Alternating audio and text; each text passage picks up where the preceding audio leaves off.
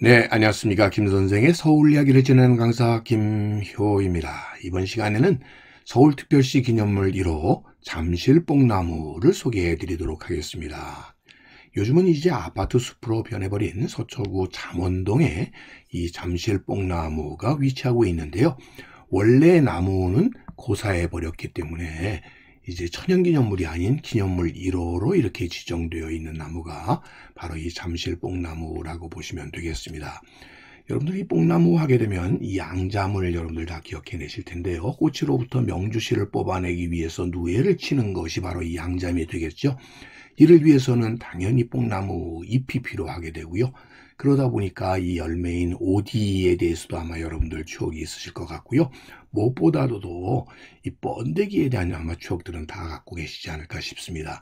이처럼 우리 역사에 있어서 오랜 세월 동안 함께 왔었던 중요한 소위 섬유 산업이 이 잠사업, 양잠이라고 볼 수가 있겠습니다. 자, 그러다 보니까 이 조선시대의 이 경조 오부도에만 보더라도 이곳 양잠과 관련된 지명들이 곳곳에서 우리가 확인을 해 볼 수가 있겠습니다. 이렇게 됐던 이유는 조선시대 이전부터 역대 임금들이 이 양잠을 대단히 권장해 왔었고, 특히 우리나라의 7, 80년대만 하더라도 우리나라 수출 산업의 가장 중요한 위치를 차지했었던 것이 바로 이 잠사업이었기 때문에 그러하다라고 보시면 되겠습니다. 지금 이 지도에서 보시더라도 이 노예 신에게 제를 지내는 터가 지금 성북동 지역에 이렇게 남아있다는 것을 알 수가 있겠고요. 선잠단이 남아있고, 또 한편으로는 이 누에를 키우기 위해서 뽕나무 밭을 의도적으로 이렇게 조성을 하게 되어서 오늘날의 송파구 잠실에 상림이라고 해서 뽕나무 밭이 있었다라고 되어 있고요. 또 한편으로는 서쪽 지역으로는 서잠실이라고 해서 지금의 연세대학교 교정 안에 선의궁 터와 더불어 서잠담 터가 남아있다는 것을 알 수가 있겠고요. 또 지금 오늘 우리가 다루고 있는 이 잠원동 일대에 상림이 또 이렇게 표시되어 있습니다. 이렇게 뽕밭들이 곳곳에 있었다는 것을 표시를 하고 있고, 이것이 오늘날 지명으로 남아서 잠실이라고 하는 지명으로 오늘날 전해오게 되었다라고 보시면 되겠습니다. 한편으로 이 산의 형상 자체가 뽕나무를 먹는 누의 모습을 하고 있다고 해서 남산 목멱산의 별칭이 바로 이 누에를 닮았다고 해서 결국 이 산 자체의 명칭 자체가 누의 형상으로 되어 있었다라고 하고, 이 누의 머리에 해당되는 잠두봉이라는 지명이 남게 된 것이고요. 또 한편으로 우리가 절두산으로 우리에 알려져 있는 이 양화진에 있는 봉우리의 이름도 원래 이름은 잠두봉이었다라고 하는 점에서 이 누에라고 하는 것이 우리에게 있어서 대단히 익숙했다는 것을 알 수가 있습니다. 자, 지금 소개해드렸던 이 잠실뽕나무는 원래 잠실리 뽕나무에 해당이 된다고 보시면 되겠고요. 성종부터 연산군 연간에 신잠실이 설치될 때 심어진 것으로 이렇게 추정이 되고 있습니다. 비록 이것이 죽었다고 하더라도 우리나라 누에치기 역사를 살필 수 있는 아주 중요한 근거가 되기 때문에 기념물로 지정되어 있었던 것이고, 이곳은 조선 왕가의 잠소가 있었다라고 해서 잠실이라는 지명이 유래되게 되었다고 보시면 되겠습니다. 한편으로 이 성북동에 자리 잡고 있는, 이 위치에 자리 잡고 있는 것이 바로 선잠단 터가 되겠는데요. 잠신 서릉씨를 제사 지냈던 공간이 되겠습니다.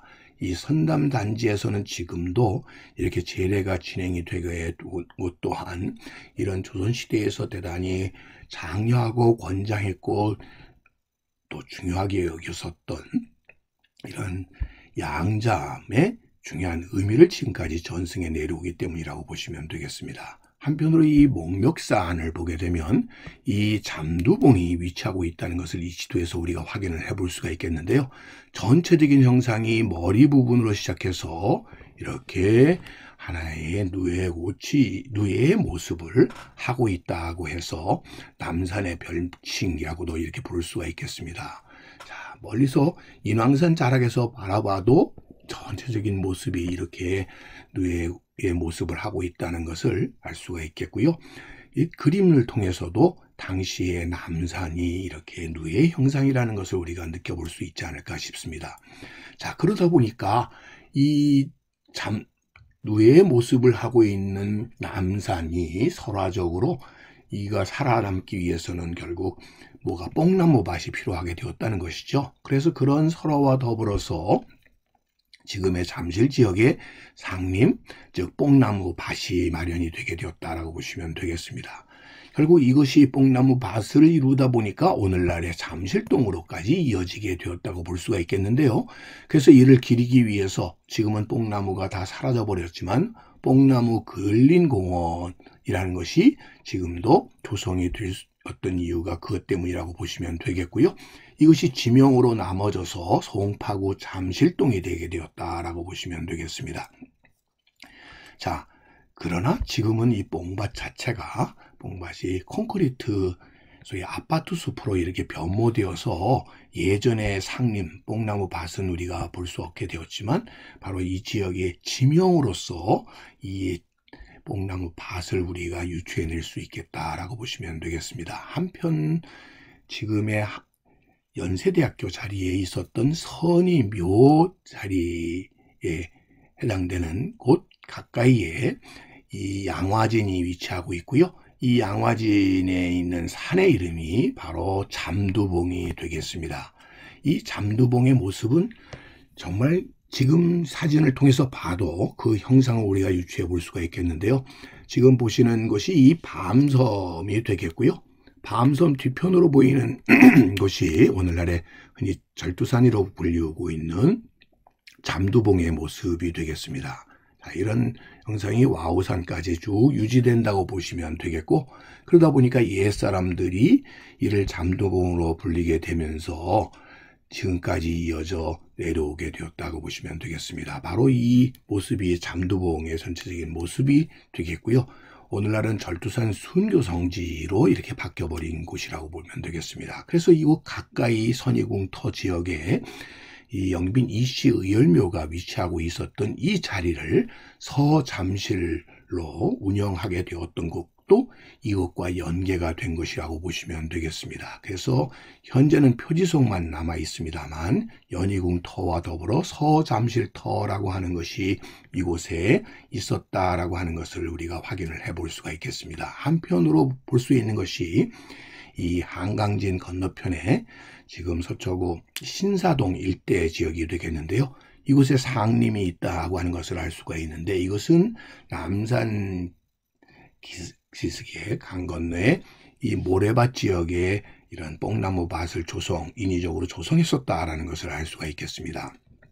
자, 이곳이 서울로 편입되는 과정 속에서 잠원동으로 이름을 바꾸게 되는데 이는 이미 있는 송파구 잠실동과 중복을 피하기 위해서 새로운 마을이 있었던 동네 신원동과 이 잠실이 합쳐져서 소위 잠원동이 되게 되었고요. 그래서 한때 이 영등포구에 편입이 되었을 당시에는 잠원동과 반포동이 합쳐져서 잠포동이라고 하는 행정동명이 나오기도 했었던 곳이 오늘날의 이 잠원동이라고 보시면 되겠습니다. 그 결과로 이 지역은 원래 잠실리였었기 때문에 현재의 이 보수로 지정이 되었던 이곳 뽕나무의 경우도 잠실 뽕나무라고 하는 지명으로 오늘날까지 전해져 내려오고 있다라고 보시면 되겠습니다. 오늘 이 시간에는 바로 이 조선시대까지 대단히 중요한 소위 왕의 중요한 권장 사업이었었던 이 양장옥과 관련된 뽕나무에 관련된 이야기로 이 잠실 뽕나무에 대해서 소개해 드렸습니다.